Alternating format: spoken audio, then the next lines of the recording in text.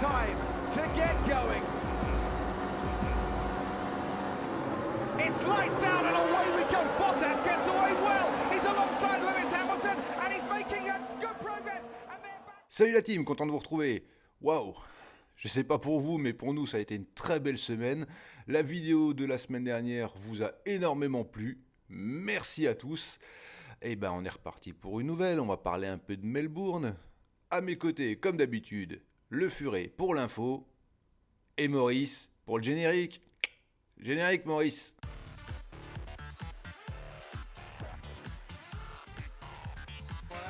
This is Lewis Hamilton. Not the way too badly you feel, but Bottas comes on.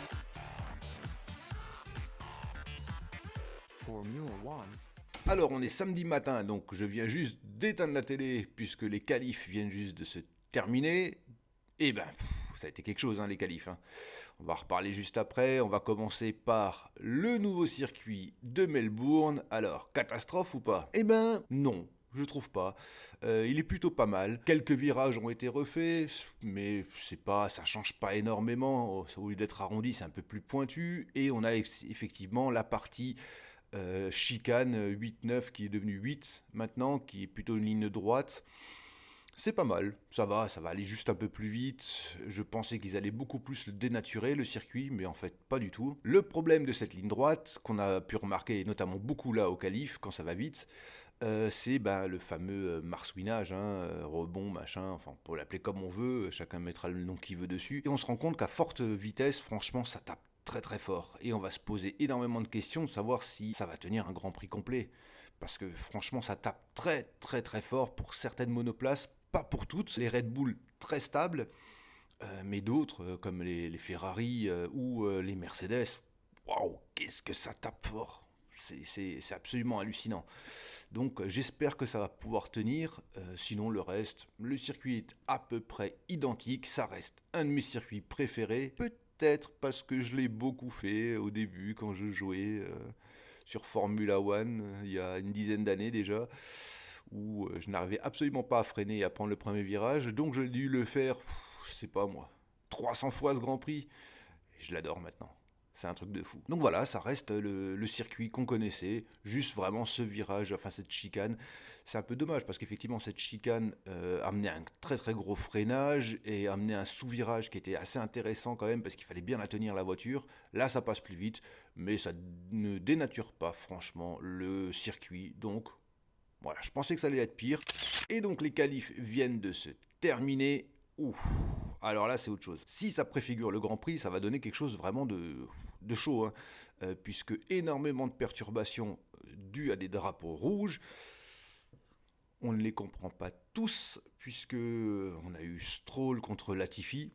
Là, vous regarderez les images, je comprends pas. Comment est-ce qu'on peut faire ça quand on est pilote de Formule 1 ? Peut-être parce qu'ils ne sont pas pilotes de Formule 1. C'est peut-être la question, parce que là vraiment, il faut vraiment se poser des questions.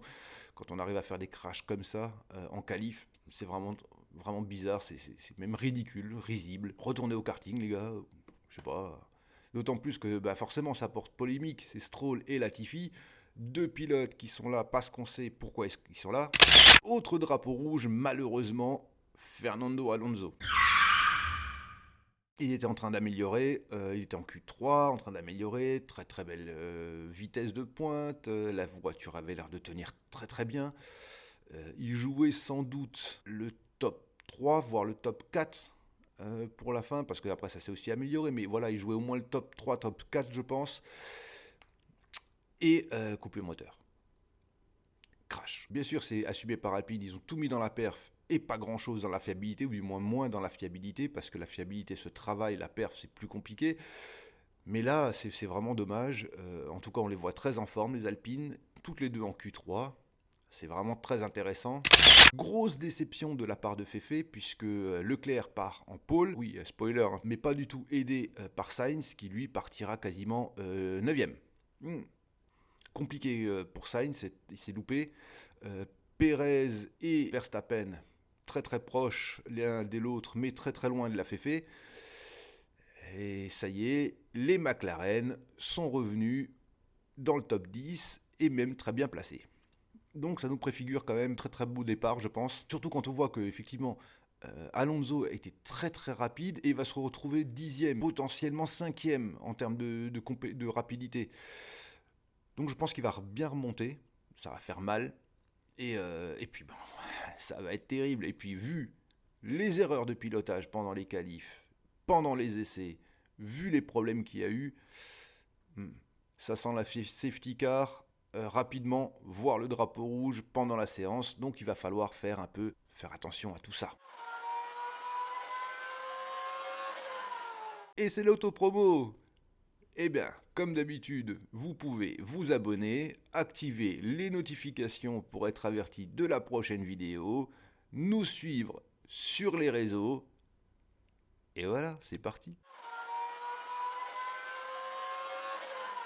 Et donc sur ce tracé, on aura eu donc quelques petits changements, la pit lane qui sera un peu plus ouverte, on a aussi le changement des pneus, on est C2, C3 et C5, donc on saute un train de pneus.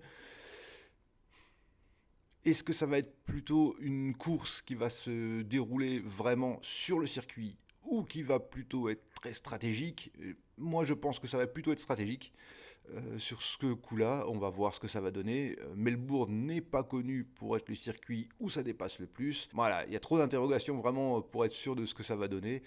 Mais moi, en tout cas, demain matin, je serai réveillé, moi. Donc, la réponse à la question de savoir est-ce que Melbourne est une catastrophe annoncée, pas du tout pour moi. Pour moi, ça va être sans doute un des plus beaux Grands Prix de Melbourne. Les changements de piste, les changements les réglementations de pneus, la bataille qui arrive, les nouvelles voitures. Pour moi, Melbourne devrait être très intéressant demain. Très, très intéressant. Et on va faire un petit tour maintenant du côté de Twitter. Et on va commencer par un tweet de Scuderia Ferrari F1 France qui nous rappelle que la Ferrari F1 75 serait 10 kg au-dessus de la limite, contre la Red Bull et la Mercedes qui seraient toutes les deux 15 kg au-dessus. As serait seulement à 5 kg au-dessus.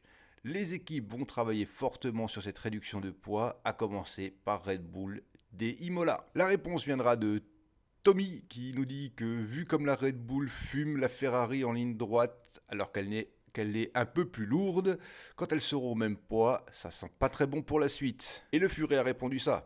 Pour Red Bull, il fallait absolument récupérer des points sur la deuxième course de la saison.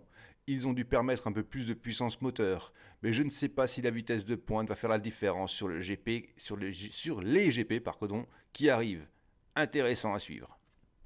Votre avis dans les commentaires. Tweet de McLaren F1 France qui nous dit que Norris estime qu'Albert Spark devrait convenir à la McLaren car beaucoup de virages rapides. Il est donc optimiste pour ce week-end. J'espère que Daniel ira chercher des points chez lui. Eh ben, au vu des Q3, ce serait pas impossible. Et BF1 nous dit que Volkswagen poursuit sa stratégie de développement en Formule 1. Au-delà du rachat de McLaren par Audi, une coopération de la marque Porsche avec Red Bull Racing est prévue. Toujours selon Automobile Wash. Et la réponse à ce tweet qui vient de McLaren France qui dit ça concernerait McLaren F1 Team seulement. Ce serait pour implanter Audi en 2026.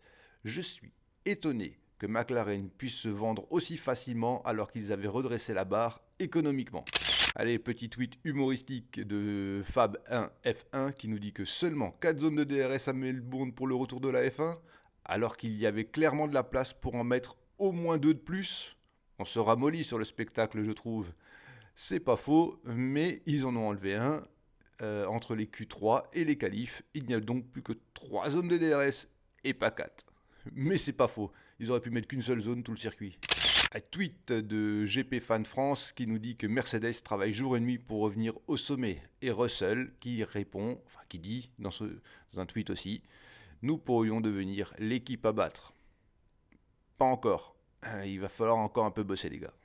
Tweet de Scuderia Ferrari F1 France. Ferrari n'a pas encore apporté la modification sur la partie électrique du moteur. Pour rappel, les équipes ont jusqu'à septembre pour apporter des modifications à cette partie du moteur avant qu'il ne soit gelé. Cette vidéo est maintenant terminée. Merci d'être de plus en plus nombreux à nous suivre. Ça fait vraiment plaisir de voir du soutien comme ça, de plus en plus de vues, de monde qui vient, de qui s'abonne. Donc merci à vous. Et moi, comme d'habitude, j'espère que ça vous aura plu. Je vous dis, likez, partagez, commentez. Faites ce que vous voulez. Restez vivants. Ciao! It's time to get going. It's lights out and away we go. Bottas gets away well. He's alongside Lewis Hamilton and he's making a